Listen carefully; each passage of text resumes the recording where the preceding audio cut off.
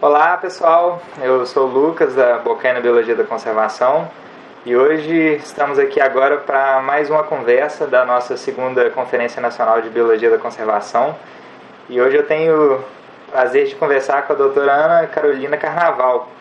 A gente está conversando de longe aqui porque a Ana atualmente trabalha no City College de Nova York, então ela faz pesquisa lá. E Ana, realmente um prazer conversar com você. Muito obrigado por ter aceito o convite. Eu que agradeço a oportunidade. E para a gente começar a nossa conversa, se apresente, por favor, conta um pouco do seu histórico, como culminou para você chegar aí agora em Nova York. Então, eu fiz meu bacharelado, na verdade minha licenciatura em Ciências Biológicas no Fundão, na UFRJ. Mas durante esse curso eu me apaixonei pela ecotofauna do Brasil. Então eu comecei a estudar a história natural e um pouco da ecologia de populações de sínax, que é um pequeno sapinho que tem na Mata Atlântica.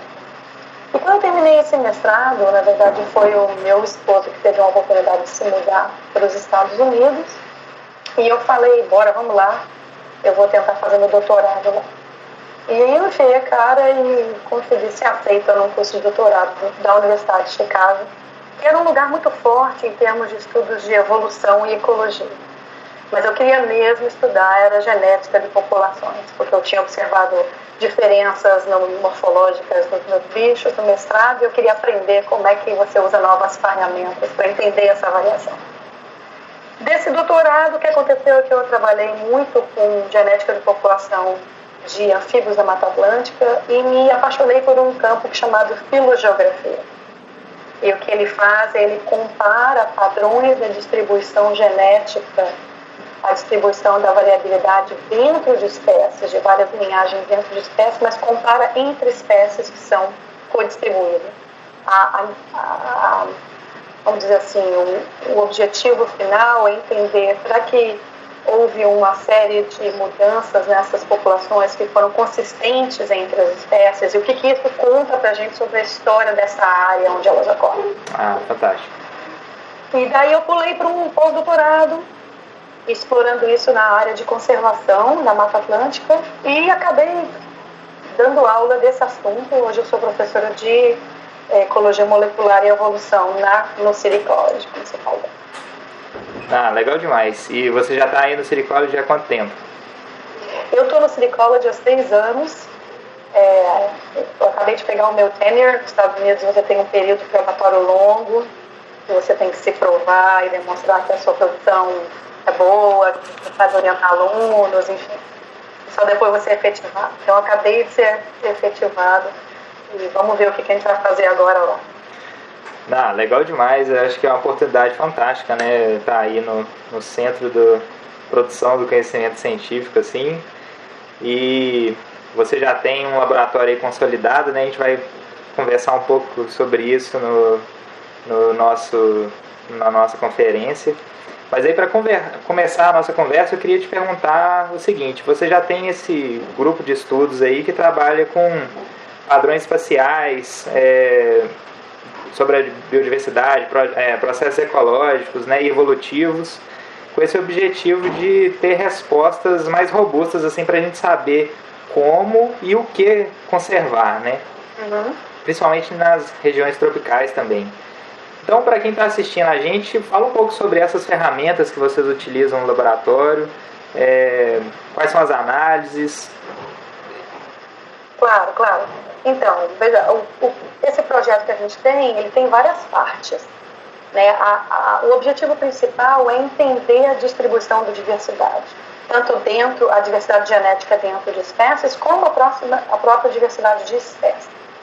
Então, existe um componente muito forte que a gente usa ferramentas para entender como essas espécies estão distribuídas. Isso significa uma compilação de dados de museu, ou dados de herbário, no caso de plantas, e muito trabalho de campo para realmente fazer grandes matrizes de ocorrência. Quais são os pontos de ocorrência de várias linhagens que a gente tem na Mata Atlântica. Esses pontos de ocorrência, para cada espécie, a gente analisa ou modela à luz de dados climáticos. Então, a gente trabalha com uma série de bases de dados climáticos que são, na verdade, baseados em informações de estações meteorológicas, que são interpoladas espacialmente, ou informações que vêm de sensoramento remoto. Sim. E a ideia é que você combine esses dados e você consegue perguntar, bom, se eu consigo caracterizar os ambientes onde uma espécie está, e eu consigo inferir ou descrever qual é o envelope climático dela, eu posso projetar esse envelope climático no espaço e gerar um mapa da distribuição da espécie. Então, ao invés de só ter pontos, eu gero um mapa contínuo. E aí, se eu sei sobre como era o clima no passado, ou eu sei como vai ser o clima no futuro, ou eu tenho simulações desses climas, eu posso projetar a distribuição dessas espécies no passado e no futuro. Então, isso é uma coisa central do nosso trabalho. Para isso, então, envolve gerar muito dado biológico, tanto agora quanto no passado. Então, a gente trabalha muito junto com paleoecólogos que caracterizam os ambientes da Mata Atlântica. A gente trabalha muito na Mata Atlântica, com base em registros de pólen de planta. A gente trabalha muito com geólogos que caracterizam a quantidade de água disponível na Mata Atlântica nos últimos 200 mil anos, a partir de registros em cavernas, esses são registros geoquímicos, nos espeleotemas. E a gente trabalha muito com medições experimentais das respostas das espécies. Então, a gente tem grupos de alunos que estão fazendo experimentos com bichos e outros grupos que estão tentando ver a reação das espécies no passado. Esse pessoal, porque não tem uma máquina do tempo, usa o DNA como uma ferramenta para entender como que as populações responderam a essas mudanças que os paleoclimatólogos estão inferindo para a gente. Então, a gente usa o DNA, o código DNA, como uma ferramenta para inferir se as populações aumentaram de tamanho ou diminuíram de tamanho. E tudo isso junto permite a gente fazer um modelo grande da distribuição da diversidade. Quais são os fatores atuais e quais são os fatores passados que levaram a essa distribuição e, dado que a gente consegue aprender aí, qual é a nossa visão do que pode acontecer indo para frente, no futuro. Não, legal demais. Acho que todas as ferramentas e abordagens são importantes aí para determinar áreas prioritárias, né, para saber o que preservar, o que conservar. E aí, uma dessas ferramentas que você utiliza aí, você já até falou um pouquinho, são os modelos paleoclimáticos, né? E você agora está aí em uma instituição dos Estados Unidos, que é onde existe toda essa polêmica aí das mudanças climáticas globais, né? É um assunto quente, né? Literalmente. Então, eu te pergunto assim, como que tá essas discussões aí nos Estados Unidos e no mundo sobre o aquecimento global, sobre essas mudanças na manutenção das espécies? Tem muitas pessoas relutantes ainda com os efeitos dessas mudanças climáticas. Aí eu te pergunto assim, baseado nesses seus estudos, você acredita que existe alguma maneira de isso não ser ocasionado pela ação do homem, pela utilização de combustíveis fósseis e tudo mais nessas últimas centenas de anos aí? Então, essa é uma pergunta muito pertinente, ainda mais hoje, que os Estados Unidos acabou elegendo um presidente que publicamente admite que mudanças climáticas não são um assunto sério. Vamos torcer para isso não ser levado a cabo na administração dele. A comunidade científica está toda um pouco tensa hoje, acordou meio tensa. Mas, bom, a verdade é que os dados científicos são claros, né? O que a gente experimenta hoje, o que a gente vai experimentar nos próximos anos é uma mudança climática acelerada, causada por ações antrópicas. Isso não significa que não houve outras mudanças climáticas de grande amplitude no passado. Elas existiram, com certeza, mas o que diferencia essa mudança climática que nós estamos vendo agora, desde do boom da Revolução Industrial, é a velocidade da mudança, né? Então, os dados científicos são claros, a quantidade de aerosóis que a gente está colocando na atmosfera, a quantidade de carbono, a gente está levantando isso por causa das ações antrópicas, das emissões de carbono nossas.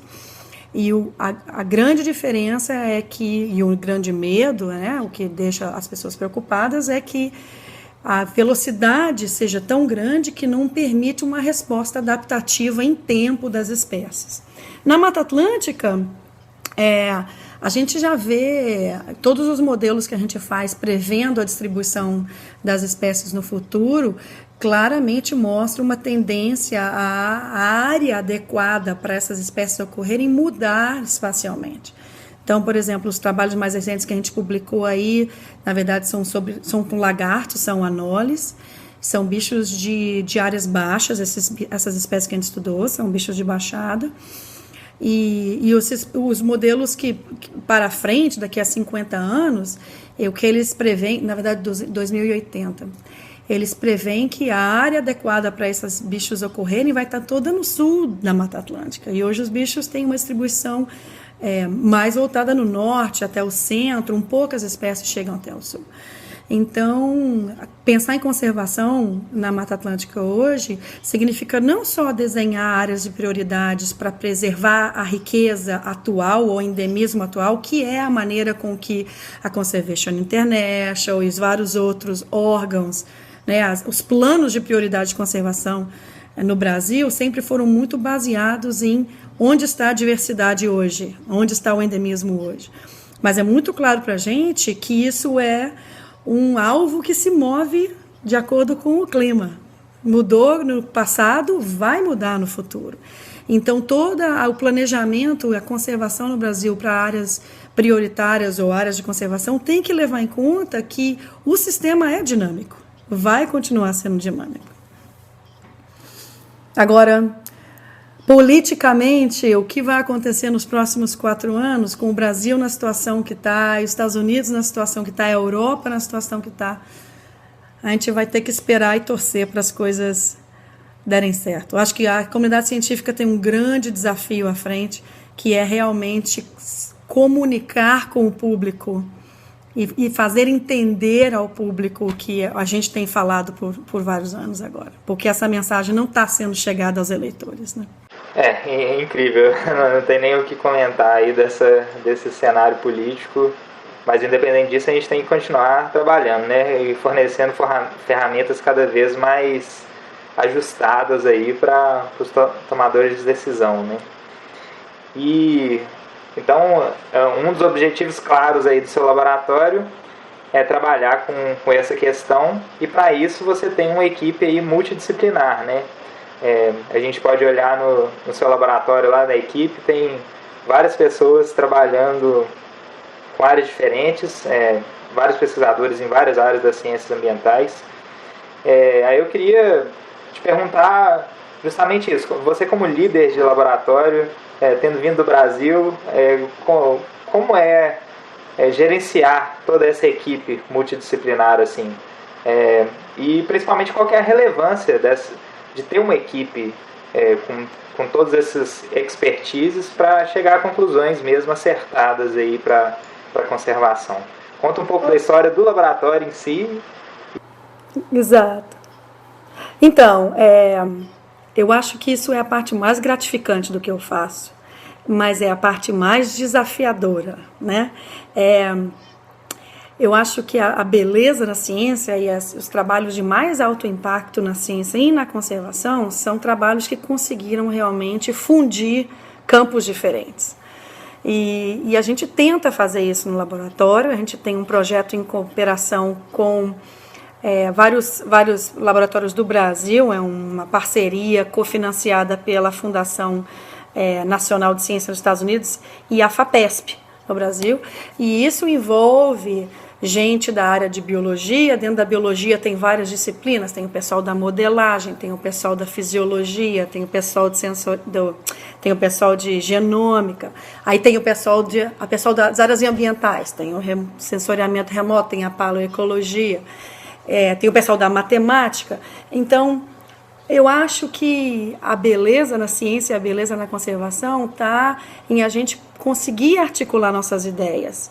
É muito, extremamente gratificante quando eu estou conversando com um paleoclimatólogo e eu entendo realmente o que ele está falando. E o que é interessante é que no nosso campo a gente é sempre muito crítico do nosso campo. Não, mas olha só, para a gente fazer essa conclusão, a gente tem que prestar atenção nesse problema, nesse problema, nesse problema.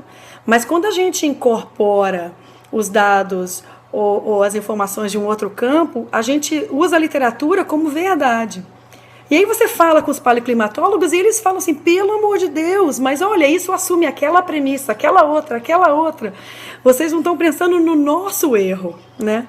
Então eu acho que é lindo na ciência quando você junta isso. Mais complicado ainda é fazer o trabalho, isso é um trabalho, vamos dizer assim, interdisciplinar, entre as disciplinas. Mais difícil ainda é fazer o trabalho, o que os americanos chamam de cross-disciplinar, transdisciplinar, que vai além da ciência para as humanas, para a política social, para a economia, né, para a antropologia. E eu acho que essa é a solução para a conservação, esse é o caminho da conservação. O que isso faz, o que isso requer? Requer muita paciência para colocar todo mundo numa sala só e gastar meia hora explicando conceitos muito básicos do seu campo para o cara do outro campo, né? Então a gente faz muito isso no nosso projeto e foi uma experiência muito interessante, que a gente teve a primeira reunião, nós gastamos meia hora, cada turma gastava meia hora em um slide. Então eu gastei meia hora para explicar o que era uma árvore filogenética. E depois o paleoclimatólogo gastou meia hora no slide para me falar como é que eles mediam essas oscilações de umidade nos registros de caverna. Quais são as premissas, quais são os erros possíveis, o que eles querem saber, o que eles têm certeza, né? Mas é só quando você entende o que o outro está falando que você realmente consegue dialogar. Então, e essa é a parte desafiante do projeto. Então, eu acho que a gente tem que ter tempo e tem que ter dinheiro, porque para colocar todo mundo no lugar tem que ter apoio financeiro, né? Então, é uma política de financiamento de ciências, né? Se a gente vai tentar colocar campos diferentes juntos, a gente tem que dar tempo para esses grupos falarem a mesma língua, ter um vocabulário comum, porque é aí que as ideias que realmente cruzam vão aparecer. Não, fantástico, é exatamente isso, né? A gente está aqui fomentando uma discussão que provavelmente vai chegar ao alcance de muitas pessoas, e é uma Conferência Nacional de Biologia da Conservação, mas a gente sabe que isso é só uma parte das ciências da conservação, né? É realmente uma ciência de crise e transdisciplinar, então é necessário tanto informações da área biológica quanto das sociais, história, geografia, né? Para a gente chegar a conclusões acertadas aí dessas coisas. Então, legal demais. A gente vai voltar ainda nesse assunto aí do seu laboratório, mas na verdade a gente te convidou inicialmente porque um texto me chamou muita atenção, que foi um texto que você fez voltado para as mulheres pesquisadoras, né? Principalmente da área de herpetologia. Foi um texto bem legal, divulgado e que eu tenho certeza que várias pessoas leram e se identificaram com a situação, né? Então, conta pra gente um pouco desse texto, o que te levou a escrevê-lo, foi baseado aí nos seus desafios como mulher na ciência, conta um pouco sobre isso, assim. Então, na verdade, eu não posso dizer que eu tive enormes desafios. Eu conheço mulheres cientistas que tiveram maiores desafios. Mas desde que eu cheguei nos Estados Unidos para fazer a minha pós-graduação, eu notei uma preocupação muito presente nas mulheres cientistas sobre a diferença de tratamento, sobre a diferença de oportunidades, sobre as dificuldades profissionais que elas viam. E aquilo me fez refletir, porque no Brasil eu não pensava nisso. E quando eu comecei a frequentar como aluna de doutorado, os congressos, as reuniões no Brasil, e eu trazia esse tema, eu tinha muita resistência, eu via muita resistência, inclusive das mulheres. Não, a gente não tem esse problema aqui. Não, isso é coisa de feminista recalcada, né? Mas o que está sendo interessante é que, ultimamente, nesses congressos brasileiros, eu tenho notado uma mudança da postura das brasileiras. Eu não sei se porque a situação mundial mudou, talvez porque existem mais mulheres na academia agora e elas, não sei, ou talvez mais experiências não tão interessantes, enfim. E eu tenho ouvido mais histórias. E foi aí que eu tive essa ideia de escrever um ensaio mesmo, porque, na verdade, nós não temos dados sobre a mulher cientista no Brasil. Mas o que eu queria fazer era abrir uma discussão sobre essa questão da representatividade. Você vê muito isso em congressos brasileiros, muito. Uma quantidade muito grande de alunas frequentando os congressos, mas uma quantidade muito grande de homens dando as palestras magnas, os seminários, né? Então, a ciência sendo reportada por homens e assimilada por mulheres. Então, é muito óbvio isso em várias áreas do Brasil. Então, eu quis escrever isso até mesmo dentro da Sociedade de Herpetologia para dar uma cutucada na sociedade e falar, vamos abrir o olho, né? E, na verdade, isso eu fiz em resposta a um congresso que foi excelente, que a sociedade teve uma grande participação de mulheres. Então, eu não estava fazendo uma crítica, eu estava fazendo, na verdade, louvando a sociedade, mas fazendo as pessoas começarem a pensar. E foi bem interessante, eu acho que houve uma resposta boa, foi interessante porque a sociedade acabou de fazer um outro simpósio que está anunciado no website deles, que é menor que o Congresso de Herpetologia, são só 2 dias, mas você vê que tem uma divisão de 50% de homens palestrantes e 50% de mulheres palestrantes. Eu não estou dizendo que isso foi em resposta ao meu ensaio, mas eu acho que só o fato de ter uma pessoa que coloque a conscientização lá fora é uma coisa internalizada, né? Então, vamos ver o que isso vai levar, mas mesmo que isso já seja um assunto que as mulheres e os homens comecem a pensar no Brasil, já é um grande ganho. Realmente, é visível que historicamente quem fazia trabalho de campo, sobretudo no Brasil, era mais os homens mesmo, né? E você, com toda essa sua experiência, você teria algumas dicas, sugestões para as mulheres que querem fazer trabalho de campo, querem enveredar nessa área da pesquisa? Assim, dar conselho é um negócio que acho que assume uma soberba, né? Mas eu posso falar o que deu certo para mim. O que deu certo para mim foi não ser tímida. Eu acho que existe, quando você vê as mulheres, infelizmente, parece até uma seleção natural, mas quando você vê as mulheres que são bem-sucedidas ou que têm um nome grande na academia, via de regras elas falam o que pensam, elas são um pouco agressivas, elas se colocam, né? E, na verdade, acho que tudo isso são expressões diferentes de não ser tímida, não se intimidar. Então, uma grande parte do treinamento de alunas na ciência nos Estados Unidos é o que eles chamam de empoderar as alunas, né? Por exemplo, em palestras nos Estados Unidos, raramente uma mulher faz uma pergunta. Primeiro, os homens se sentem mais à vontade de pedir a pergunta.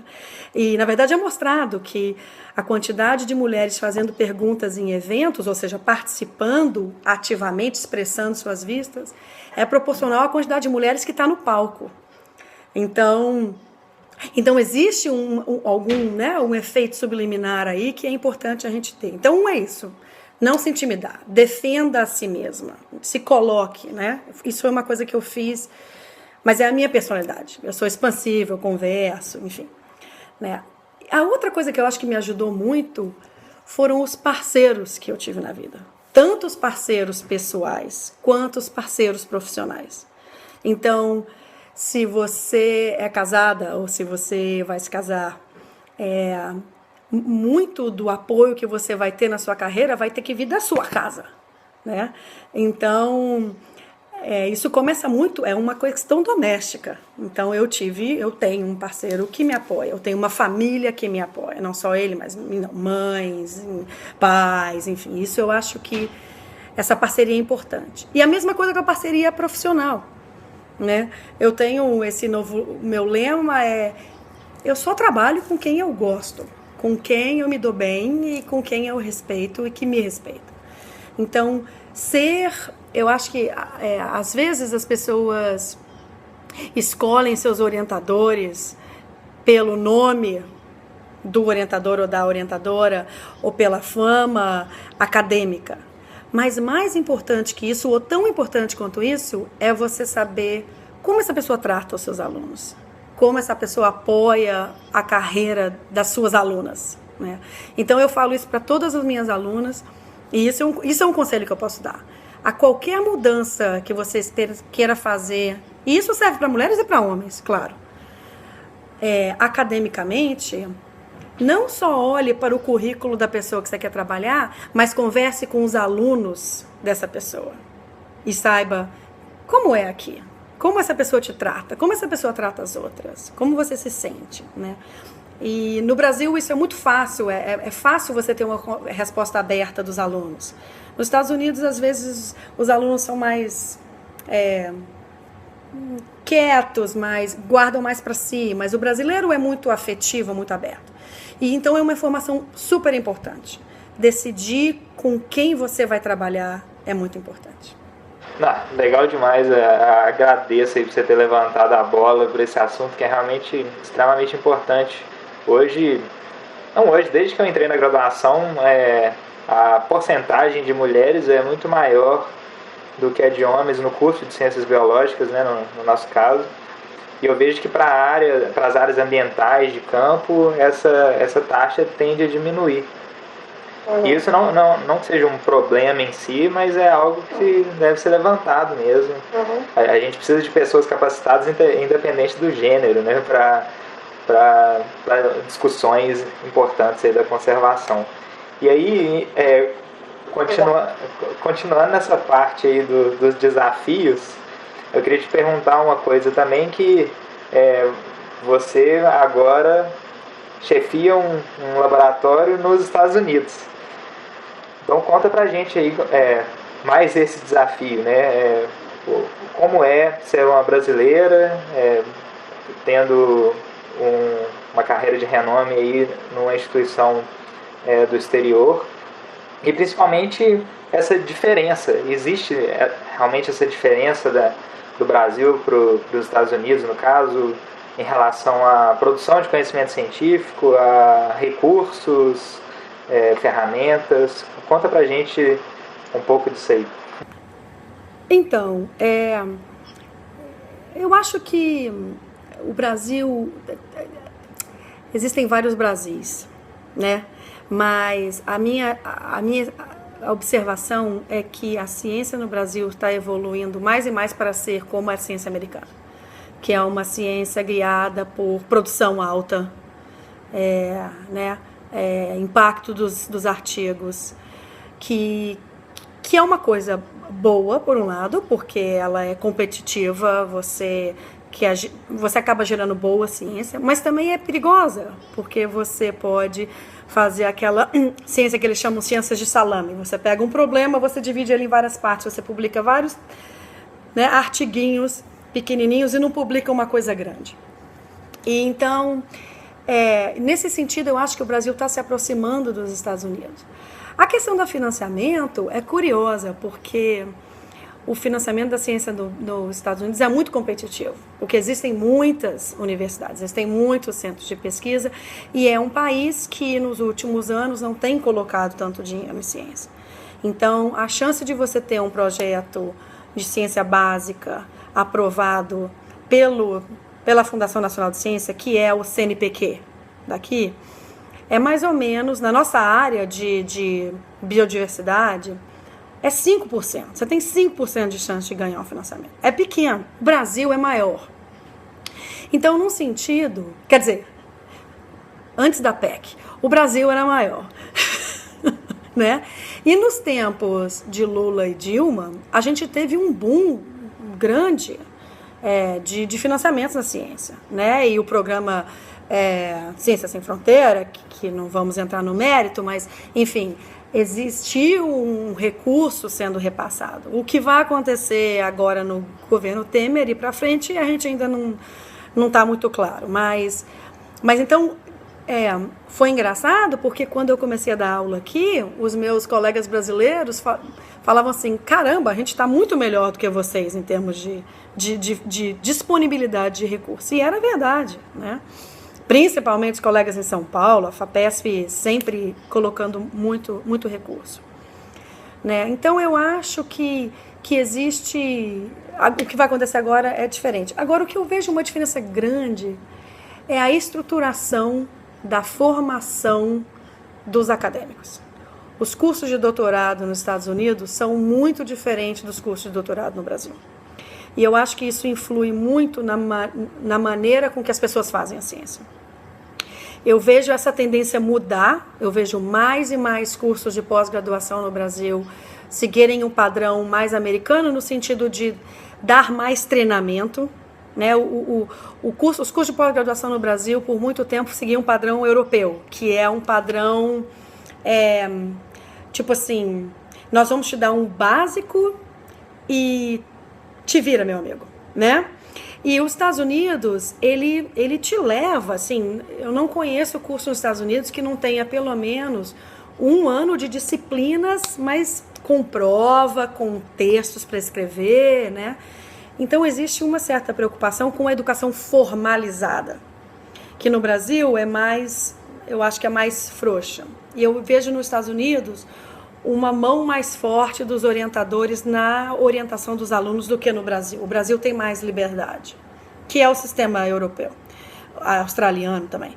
Então, isso é uma diferença que eu acho que é importante, porque eu acho que eu tenho a impressão que, às vezes, o aluno de doutorado americano está ralando no início do seu curso e acaba saindo ali com uma visão um pouco mais sólida. Essa é a minha pergunta, essas são as ferramentas que eu vou resolver essa questão, né? E o Brasil está mudando para esse lado, mas não está lá no Brasil inteiro, vamos dizer assim. Legal demais, eu acho que deve ser uma experiência interessante aí, fazer pesquisa nos Estados Unidos, né, que é realmente uma referência. E legal que a gente já estava até conversando antes, que você tem até alunos brasileiros aí, né, com essa questão dos doutorados sanduíches, recebeu muitas pessoas, e seus campos são, a maioria das vezes, no Brasil, né, então é bem legal essa relação aí direta com o nosso país. Então, aí voltando para a nossa conversa aí dos seus projetos, eu queria te perguntar assim, eu acho que a gente tende a aprender muito com os erros. Então eu queria te perguntar assim, quais são erros comuns realizados por pessoas que utilizam esse tipo de ferramenta, utilizam esse tipo de abordagem de modelagem, de modelos paleoclimáticos, enfim, se você tivesse que falar sobre erros comuns, quais seriam? Então, de novo, eu acho que erros é uma coisa tão forte de eu falar. Qual é o erro da outra pessoa? Mas uma coisa que eu observo muito em relação a alunos que vêm do Brasil, e eu acho que é uma coisa que pode ser melhorada, é que muitas vezes você vê alunos coletando dados sem um propósito, sem uma questão definida. Algumas vezes eu recebo alunos aqui e basicamente o aluno chega assim, Carol, olha aqui, esses são meus dados, porque o que você quer fazer? Eu quero estudar modelos de distribuição de espécies, esses são os meus dados. Mas veja bem, a ciência a ciência não cresce porque a gente está interessado num método. A ciência cresce porque a gente está interessado numa pergunta, né? Então, isso se eu posso falar de um erro, isso eu não acho que seja um erro, mas eu acho, porque descrever é importante. Descrever a natureza, coletar dados, monitorar, é muito importante. Mas eu acho que ficar nisso o tempo todo é uma falha. Isso deixa a gente para trás. Então, se você me pergunta, se eu posso mudar essa sua pergunta para como é que um aluno pode melhorar a sua ciência, eu vou falar, um aluno pode melhorar a ciência se ele focar não num método, mas numa pergunta biológica de interesse. Porque aí ele vai ver qual é o método que eu tenho que usar para responder aquela pergunta corretamente. Né? Então você vê muito disso no Brasil, você vê muito aluno chegando e falando assim, eu quero fazer uma análise filogenética do grupo X. Tá joia, mas qual é a sua pergunta? Ou eu quero fazer uma análise filogeográfica do grupo Y. Ou eu fui para o mato, coletei esse bando de dados aqui sobre a ecologia desse bicho e eu quero publicar, me ajuda a escrever o artigo. Então, basicamente, o que a gente tem que fazer é uma ciência meio ao revés, que é você tem que ver o dado e você tem que ver, bom, calma aí, deixa eu ver o seu resultado para eu ver que tipo de pergunta ou gancho a gente tem que dar para esse resultado te falar alguma coisa, né? Para você colocar isso num artigo científico de mais impacto, que faça mais diferença, ou que seja de interesse de uma audiência maior. Então isso eu acho que é uma coisa que o Brasil pode explorar melhor nos seus cursos de graduação. É realmente guiar os alunos para pensar em questões e não ficar neurótico no método, porque os métodos, eles são transitórios. O método vai mudar. Então não adianta nada. E isso sempre acontece. Os alunos, mesmo os alunos americanos, eles chegam no primeiro ano e eles estão nervosíssimos para aprender teoria de coalescência e random forest, e isso e aquilo. E claro que você dá as ferramentas de acordo com o que eles precisam, mas o que a gente tem que convencer os alunos é que, veja bem, quando você se formar, nenhum desses métodos vão estar sendo usados mais. Vão ser outros métodos. Então, a sua formação tem que ser na visão grande, na pergunta grande, no sistema grande, e não no método. Legal demais, eu acho que é uma dica extremamente válida, né?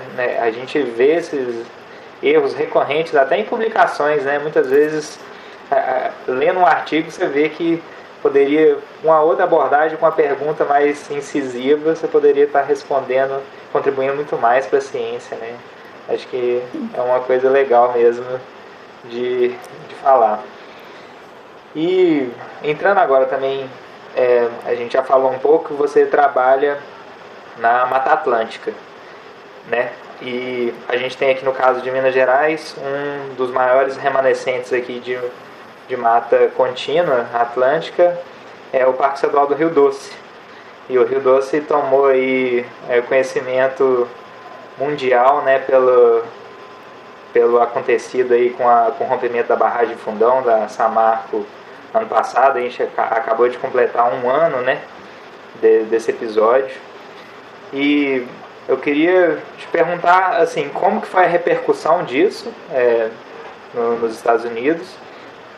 E você que já trabalha na Mata Atlântica, que trabalha com um grupo que é extremamente dependente de água, o que você acha que serão essas consequências aí a médio, curto, longo prazo?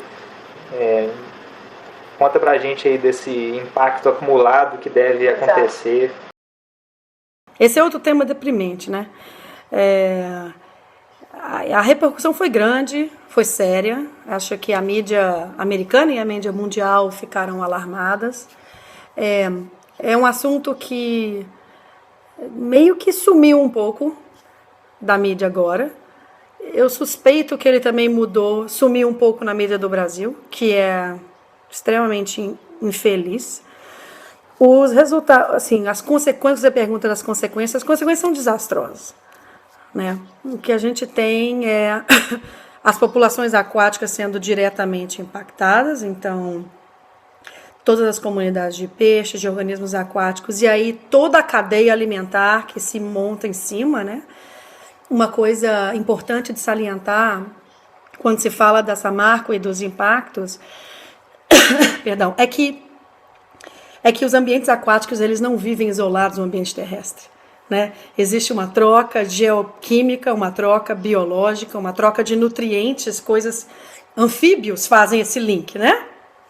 Tira recursos da água, porque a maioria das espécies no Brasil, muitas espécies do Brasil, tem um estádio de larva aquática.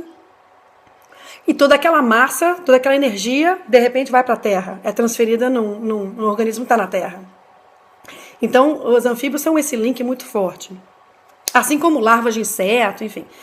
Então, os impactos são não só os impactos nas comunidades aquáticas, como foram bem divulgados e discutidos no Brasil, mas na comunidade terrestres que se desenvolvem, ou que se alimentam, ou que dependem das comunidades aquáticas. Então, esse efeito é claro, é notório. O que vai acontecer daqui a 50 anos, acho que a gente ainda não tem como dizer certamente. O que é um alerta para a gente é que o efeito foi não só nas cadeias locais, mas também, por exemplo, na estrutura do ambiente. Então, as margens dos rios foram modificadas, a vegetação foi substituída. Então, você tem uma mudança biológica, mas você também tem uma mudança estrutural.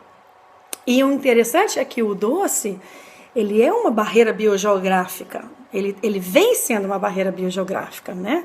Os dados indicam há milhões de anos. Existem várias espécies, existem vários grupos, várias linhagens que estão só ao norte do doce. Tem outros bichos e plantas que estão ao sul do doce, né? O que isso vai fazer com essa dinâmica histórica, a gente não sabe. Talvez não afete tanto, porque o que a gente existem duas correntes sobre o que estrutura essas populações. Um, que seja os rios sejam elementos importantes para estruturar, e outro seja que só o regime climático acima do doce e abaixo do doce seja muito diferente.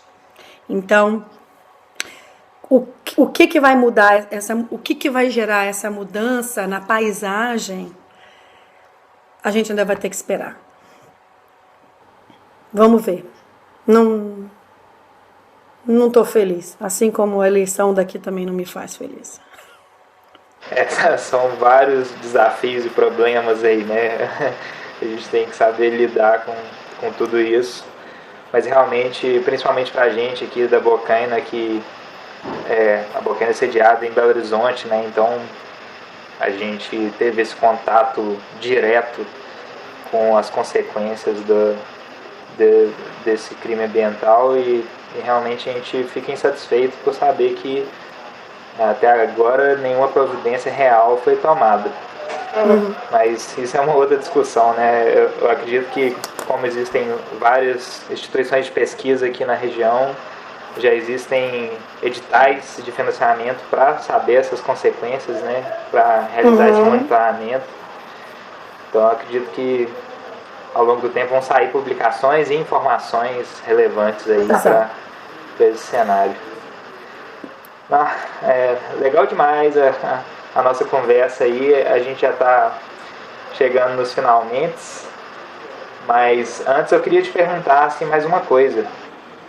Para as pessoas que têm interesse em trabalhar com isso, com esse assunto que você trata no seu laboratório, e para as pessoas que querem ter essa oportunidade também de estudar fora, de ter esse conhecimento aí, essa soma de conhecimentos vindos de vários lugares.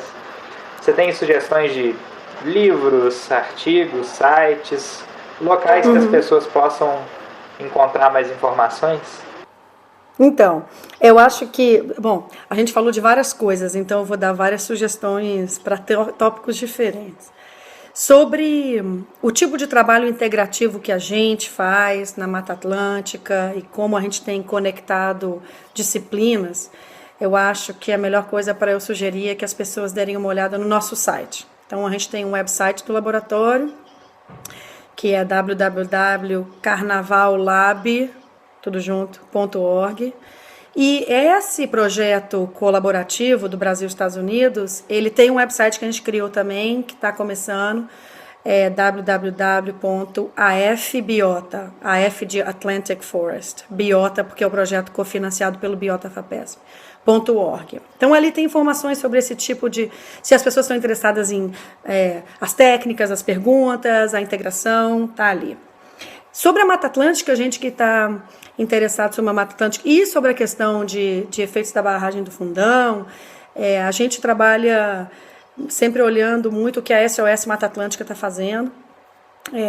É um lugar que eu acho interessante para se saber de políticas públicas também e como fazer o link com a biologia. É www.sosma.org.br, é uma coisa importante. Agora, em relação academicamente, eu acho que uma das boas maneiras de se linkar ou fazer uma ponte é começar a seguir algumas sociedades científicas que você acha sejam interessantes. Então, nesse caso nosso, o que a gente viu é que a Sociedade Internacional de Biogeografia é uma sociedade que junta muito pessoas que estão trabalhando em ambiente, conservação, biologia. E então, olhando as atividades dessa sociedade, a gente consegue estabelecer parcerias, ver reuniões. Essa é uma sociedade que eu acho importante. A outra é a que a gente estava conversando, a Associação de Biologia Tropical e Conservação, a ATBC. Essas duas sociedades são muito globais, elas incorporam elementos de vários diferentes países, não tem uma dominância dos Estados Unidos ou da Europa. Então, a minha impressão é que essas reuniões dessas sociedades, as pessoas do mundo todo se sentem à vontade. São reuniões que os americanos chamam de um feel-good meeting. Todo mundo se sente bem. Então, eu acho que esses dois são recursos importantes, são duas sociedades eu acho importantes. No Brasil, tem a ABECO, né, a associação que está começando, a Associação Brasileira de Ecologia Teórica e Conservação. Eles têm vários grupos ativos e eu acho também importante saber. Sobre como estudar fora, no passado eu ia te falar, bom, tenho Ciência Sem Fronteira, mas agora as coisas vão mudar. Então, o que eu acho que tem que fazer é procurar CAPES, procurar CNPq, ver o que oportunidades tem, mas existem alguns órgãos de financiamento que levam brasileiros para o exterior. Então, a Fundação Ford é uma delas, a Fulbright é outra que traz para os Estados Unidos, o DAAD é uma fundação que facilita intercâmbio com a Alemanha. Então, existem órgãos que facilitam essa colocação.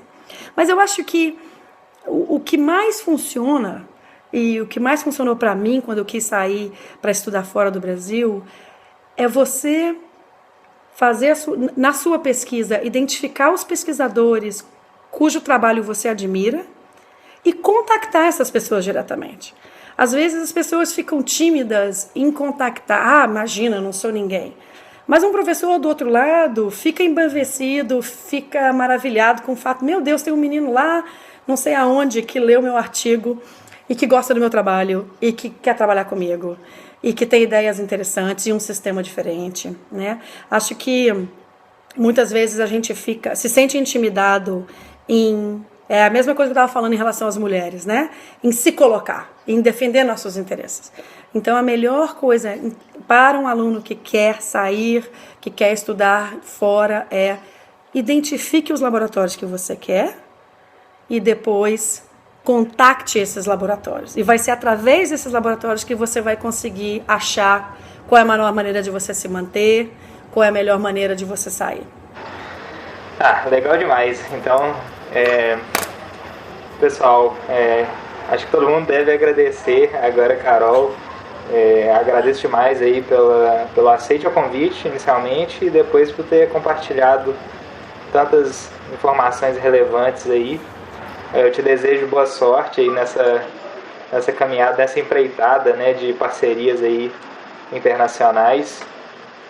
E estamos à disposição aqui também para colaborações. Obrigado mesmo, agradeço, valeu pra caramba. Eu é que agradeço a vocês pelo convite e igualmente estamos aqui para qualquer conversa.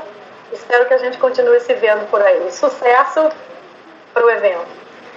Valeu demais. Galera, muito obrigado. Até a próxima conferência e um abraço.